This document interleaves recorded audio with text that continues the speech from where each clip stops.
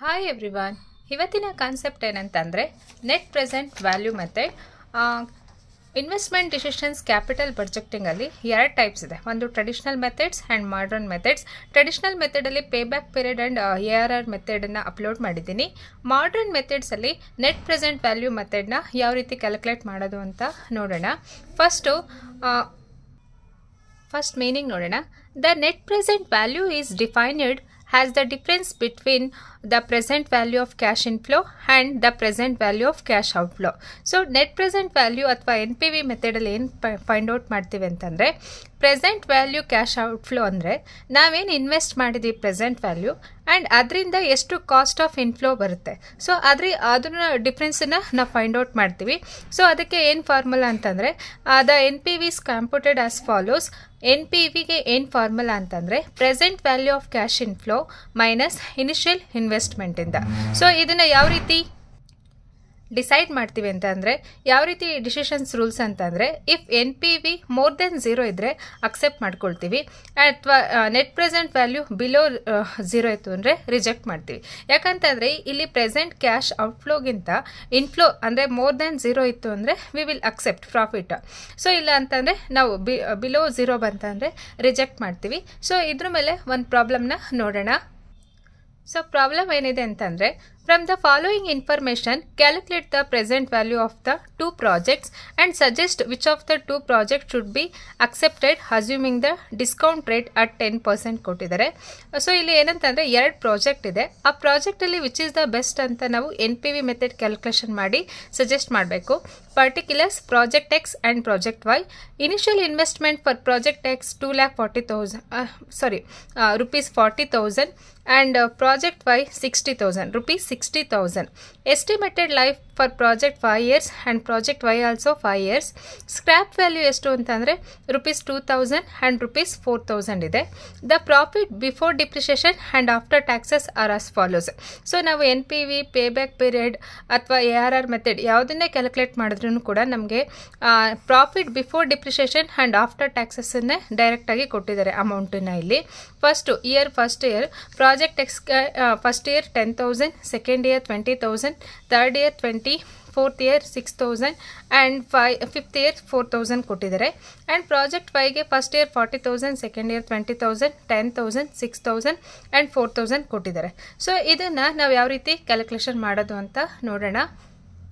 ಇದಕ್ಕೆ ಕಾಲಮ್ ಯಾವ ರೀತಿ ತೊಗೋಬೇಕು ಅಂದರೆ, year cash inflow, PV factor 10%, present value cash inflow ಅಂತ ತೊಗೋಬೇಕು. ಇಲ್ಲಿ ಇಯರ್ ಅಂತಂದರೆ ಟೋಟಲ್ ಎಷ್ಟು ಇಯರ್ ಕೊಟ್ಟಿದ್ದಾರೆ ಅಂದರೆ 1, 2, 3, 4, 5 ಇಯರ್ಸ್ ಕೊಟ್ಟಿದ್ದಾರೆ. ಅದನ್ನು 5 ಇಯರ್ಸ್ ತೊಗೊಳ್ಳೋಣ.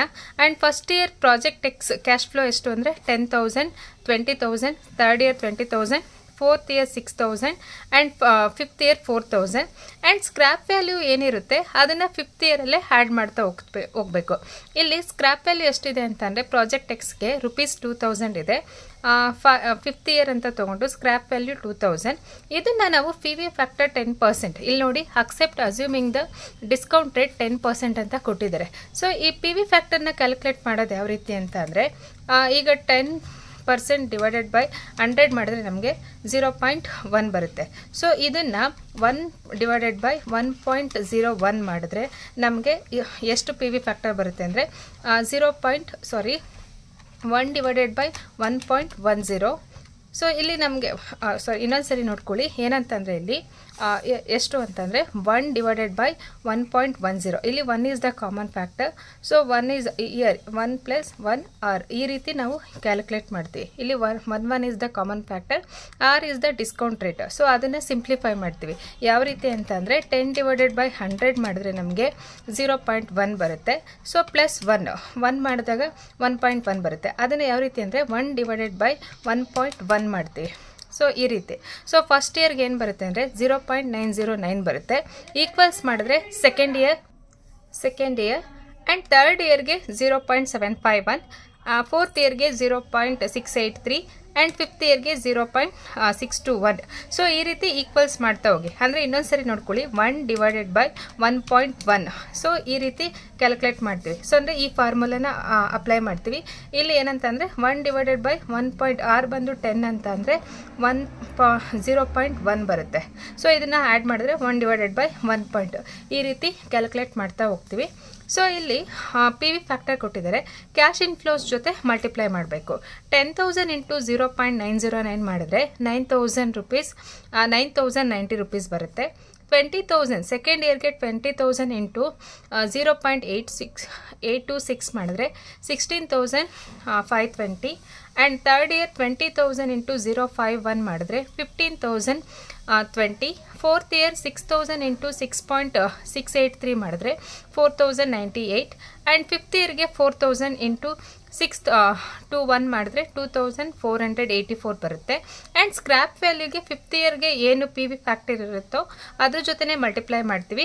2,000 ಇಂಟು 0.621 ಮಾಡಿದ್ರೆ 1,242 rupees ಬರುತ್ತೆ. ಇದನ್ನು ಟೋಟಲ್ ಮಾಡಿದ್ರೆ ನಮ್ಗೆ ಎಷ್ಟು ಬರುತ್ತೆ ಅಂದರೆ present value of cash inflow ಬರುತ್ತೆ. Present value of cash inflow ಎಷ್ಟಿದೆ ಅಂತಂದರೆ ಇಲ್ಲಿ 48,454 ಇದೆ. ಸೊ ಇದರಲ್ಲಿ ಒರಿಜಿನಲ್ ಇನ್ವೆಸ್ಟ್ಮೆಂಟ್ನ ಲೆಸ್ ಮಾಡಬೇಕು. ಒರಿಜಿನಲ್ ಇನ್ವೆಸ್ಟ್ಮೆಂಟ್ ಎಷ್ಟಿದೆ 40,000ನ ಲೆಸ್ ಮಾಡಿದ್ರೆ ನೆಟ್ ಪ್ರೆಸೆಂಟ್ ವ್ಯಾಲ್ಯೂ ಎಷ್ಟು ಬರುತ್ತೆ ಅಂದರೆ 8,454 is the net present value. This is for the project X. So project Y ಗೆ ಯಾವ ರೀತಿ ಕ್ಯಾಲ್ಕುಲೇಟ್ ಮಾಡೋದು ಅಂತ ನೋಡೋಣ. ಇವನ್ ಪ್ರಾಜೆಕ್ಟ್ ವೈಗೂ ಕೂಡ ನಾವು ಸೇಮ್ ಮೆಥಡ್ನ ಫಾಲೋ ಮಾಡ್ತೀವಿ. ಫಸ್ಟ್ ಟೋಟಲ್ ಎಷ್ಟು ಇಯರ್ ಕೊಟ್ಟಿದ್ದಾರೆ, ಇಲ್ಲಿ 5 years ಕೊಟ್ಟಿದ್ದಾರೆ. And 5 years cash inflow 40,000 first year, second year 20,000, and third year 10,000, fourth year 6,000, and fifth year 4,000. And scrap value ಎಷ್ಟಿದೆ ಅಂತಂದರೆ ಪ್ರಾಜೆಕ್ಟ್ ವೈಗೆ 4,000 ಇದೆ. ಅದಾದಮೇಲೆ next P V factor same 10% ಇದೆ. ಎರಡು ಪ್ರಾಜೆಕ್ಟು ಕೂಡ 10% ಇದೆ. ಸೊ ಪಿ ವಿ ಫ್ಯಾಕ್ಟರ್ನ ನಾವು ಯಾವ ರೀತಿ ಅಂದರೆ 1/1.1 ಮಾಡಿದ್ರೆ ಫಸ್ಟ್ ಇಯರ್ 0.909 ಬರುತ್ತೆ.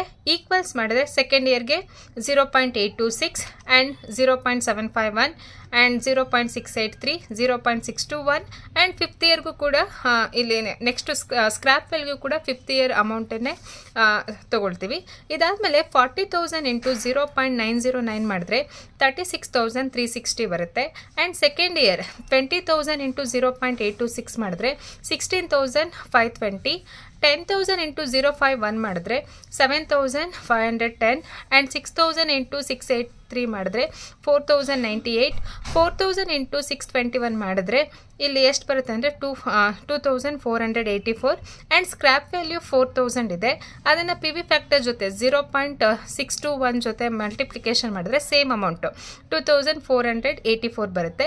ಇದು ಇಷ್ಟನ್ನು ಪ್ರೆಸೆಂಟ್ ವ್ಯಾಲ್ಯೂ ಆಫ್ ಕ್ಯಾಶ್ ಇನ್ಫ್ಲೋನ ಟೋಟಲ್ ಮಾಡಿದ್ರೆ present value of cash inflow ಎಷ್ಟು ಬರುತ್ತೆ ಅಂದರೆ 69,456 ಬರುತ್ತೆ. ಇದರಲ್ಲಿ ಒರಿಜಿನಲ್ ಇನ್ವೆಸ್ಟ್ಮೆಂಟ್ ಎಷ್ಟಿದೆ, ಪ್ರಾಜೆಕ್ಟ್ ವೈ ಒರಿಜಿನಲ್ ಇನ್ವೆಸ್ಟ್ಮೆಂಟ್ ಬಂದು 60,000 ಇದೆ. ಲೆಸ್ ಮಾಡಿದ್ರೆ ನೆಟ್ ಪ್ರೆಸೆಂಟ್ ವ್ಯಾಲ್ಯೂ ಎಷ್ಟು ಬರುತ್ತೆ ಅಂದರೆ 9,456 is the net present value. So ಇಲ್ಲಿ ಎರಡು ಪ್ರಾಜೆಕ್ಟ್ಗೂ ಕಂಪೇರ್ ಮಾಡ್ತೀವಿ. ಸೊ ಇಲ್ಲಿ ಎರಡು ಪ್ರಾಜೆಕ್ಟ್ಗೆ ಕಂಪೇರ್ ಮಾಡಿದಾಗ ಯಾವುದು ಎಷ್ಟಿದೆ ಅಂದರೆ ಇಲ್ಲಿ 40,000 ಇನ್ವೆಸ್ಟ್ ಮಾಡಿ 8,454 ಬರುತ್ತೆ. ಇಲ್ಲಿ 60,000 ಇನ್ವೆಸ್ಟ್ ಮಾಡಿ 9,456 ನೆಟ್ ಪ್ರೆಸೆಂಟ್ ವ್ಯಾಲ್ಯೂ ಬರುತ್ತೆ. So final conclusion project Y is profitable ಅಂತ ಸಜೆಸ್ಟ್ ಮಾಡ್ತೀವಿ. ಈ ಥರ ನಾವು ಕ್ಯಾಲ್ಕುಲೇಷನ್ ಮಾಡ್ತಾ ಹೋಗ್ತೀವಿ NPV ಮೆಥಡನ್ನು.